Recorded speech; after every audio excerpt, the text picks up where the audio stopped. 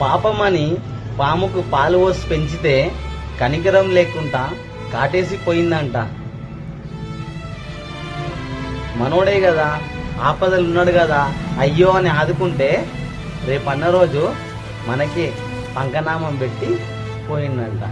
అట్లాంటి మనుషుల మధ్యలో బతుకుతున్నాం. జాగ్రత్త అంటున్నా, ఎవ్వరిని గుడ్డిగా నమ్మకు.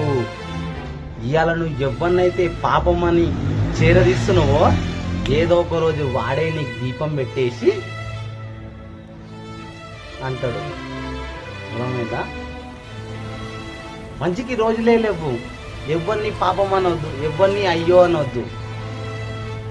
అయ్యో అని అంటే 6 నెలల శని నీకే చుట్టుకుంటుంది.